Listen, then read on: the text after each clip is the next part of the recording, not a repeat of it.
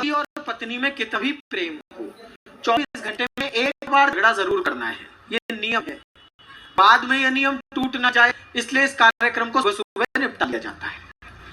आदमी झगड़ा के काम धंधे पे निकल जाता है, औरत घर में कुड़ती रहती है, सोच के सुबह के इतने से कलेश को शाम तक कितना बड़ा बना लेती है। एक भाई साहब झगड़ा के निकले, इससे पेमेंट लेनी है, उसका माल जाना है, इसका चेक आना है, इस सुबह का झगड़ा भूल गए। शाम को मौसम रोमांटिक हुआ, भाई साहब ने घर पे फोन किया, डार्लिंग डिनर में क्या बना रही हो? अगली तो भरी बैठी थी जी, बोली जहर। बोले अच्छा मैं लेट आऊंगा, तू खा के सो जाइयो।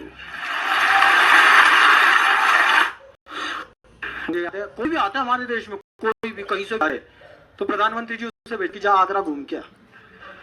उन्हें पता है कि इससे बढ़िया सैंपल हमारे पास है ही नहीं पूरे देश में।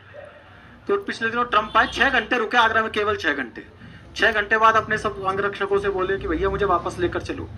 वापस गए मोदी जाके, उन्होंने जो प्रश्न किया, और अगर आपको लगे कि सच्चा प्रश्न है तो मुझे बताना कि इंदौर तक इस प्रश्न की धूम है। ट्रम्प वापस गए, वापस जाके मोदी जी से पूछा, बाकी सब छोड़ो जी, ये बताओ असली पंछी पेठे की दुकान कौन सी है? एक मास्टर ने बच्चे से सवाल कर लिया, समंदर के बीच में पेड़ है, उसमें से नींबू कैसे तोड़ कर लाओगे? बच्चा बीटी पब्लिक स्कूल का था, बोला जी मैं चिड़िया बनूंगा, उड़ कर जाऊंगा, नींबू तोड़ लाऊंगा। मास्टर लड़े, आदमी को चिड़िया क्या तेरा बाप बनाएगा? बोला तो समंदर के बीच में नींबू का पेड़ का तेरी माँ उगाएगी। भगत सिंह जब निकले कि देश आजाद कराएंगे, तो 17, 18, 19 साल का लड़का, उसे बुजुर्ग ये कहा करते कि तेरा दिमाग खराब हो गया है, तू क्या देश आजाद कराएगा, जा पढ़ लिख, घर बसा, अपनी जिंदगी चला, तेरे अकेले से देश नहीं बस आजाद होगा। तब भगत सिंह एक शेर पढ़ा करते थे, थोड़ी देर के लिए संजीदा होकर एक गीत को सुन लेना, बहुत मन से अपनों के बीच में अपना गीत सुना रहा हूं। भगत सिंह एक शेर पढ़ा करते थे कि इन्हीं बिगड़े दिमागों में कहीं खुशियों के लच्छे हैं, हमें पागल ही रहने दो कि हम पागल ही अच्छे हैं। पति और पत्नी में कितना भी प्रेम हो, 24 घंटे में एक बार झगड़ा जरूर करना है, ये नियम है। बाद में यह नियम टूट ना जाए, इसलिए इस कार्यक्रम को सुबह सुबह निपटा लिया जाता है। आदमी झगड़ा करके काम धंधे पे निकल जाता है, औरत घर में कुड़ती रहती है, सोच के सुबह के इतने से कलेश को शाम तक कितना बड़ा बना लेती है। एक भाई साहब झगड़ा करके निकल गए, इससे पेमेंट लेनी है, उसका माल जाना है, इसका चेक आना है, इसमें सुबह का झगड़ा भूल गए। शाम को मौसम रोमांटिक हुआ, भाई साहब ने घर पे फोन किया, डार्लिंग डिनर में क्या बना रही हो?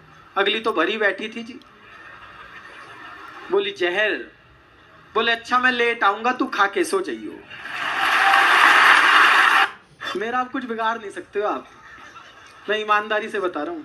कुछ भी कर लो, सारे इकट्ठे हो जाओ, नया नवयुवक मंडल बना लो, तो भी आप मेरा कुछ नहीं बिगाड़ सकते, क्योंकि मेरा 3 साल पहले ब्याह हो गया। ब्याह के 8 दिन बाद मैं घर से बाहर निकला तो एक बिल्ली मेरा रास्ता काट गई, मैं रुक गया, वो वापस लौट के आई, बोली तेरा ब्याह हो लिया, अब इससे बुरा तेरे साथ क्या होगा, निकल जा। अच्छा 7 साल में मुल्क की हालत यही है, कोई चैनल खोलो उस पे मोदी जी, किसी भाषा का चैनल खोलो उस पे मोदी जी। तो मैंने कसम खाई, मैं कहा मैं एक ऐसा चैनल देखना शुरू करूंगा जिस पे मोदी जी नहीं आ सकते। मैंने डिस्कवरी देखना शुरू किया। अच्छा 7 साल से मुल्क की हालत यही है, कोई चैनल खोलो उस पे मोदी जी, किसी भाषा का चैनल खोलो उस पे मोदी जी। तो मैंने कसम खाई, मैंने कहा मैं एक ऐसा चैनल देखना शुरू करूंगा जिस पे मोदी जी नहीं आ सकते। मैंने डिस्कवरी देखना शुरू किया। पिछली सरकार में एक मनमोहन सिंह थे, बाकी सारे प्रधानमंत्री थे। इसमें एक प्रधानमंत्री है,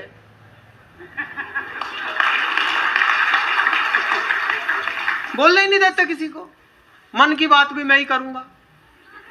वो आडवाणी जी चले गए शपथ ग्रहण समारोह में, तो वेटर ने पूछ लिया सर आप क्या लेंगे? बोले लेने तो मैं शपथ आया था, पर तू जलजीरा ले आ। तो भाई साहब ने सबको जलजीरा पिला रखा है।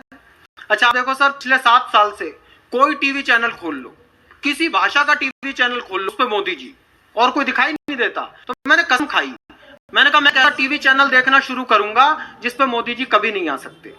मैंने डिस्कवरी देखना शुरू किया सर। मुझे याद है एक प्रेमी और प्रेमिका समुद्र के किनारे खड़े थे। प्रेमी ने प्रेमिका से पूछा कि डार्लिंग तुम मुझे कब तक प्यार करोगी।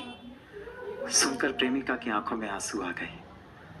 उसने एक आंसू समुद्र में गिराया और कहा कि जब तक तुम इस खारे समुद्र से ही खारा आंसू ढूंढ कर लाओगे मैं तुम्हें तब तक प्यार करूंगा। नोटबंदी हुई इस देश में। नोटबंदी के 6-7 दिन बाद मैं अपने मकान मालिक को किराया देने पहुंचा तो मेरा मकान मालिक फैल गया। बोला मैं तो कैश ही लूंगा। मैंने कहा कैश कहाँ से लाए, कैश देश में बंद हो गए। बोला मुझे नहीं पता, मैं तो कैश ही लूंगा। मैंने मिलाया पीएमओ में फ़ोन। मैंने कहा क्या हमारी जान को आज़ाद कर दीजिए, कैश आप नहीं दे रहे, चेक कोई नहीं ले रहा, हम कहाँ जाएं। बोले पुलिस बुलाओ। मैंने थाने का नंबर डायल किया, पुलिस वाला आया, बोला मैं भी कैश ही लूंगा।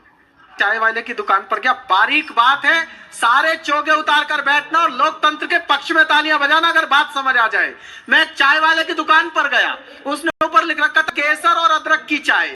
तो मैंने यूं ही पूछ लिया, मैंने केसर वैसा डालते भी हो या यूं ही लिख रखा है।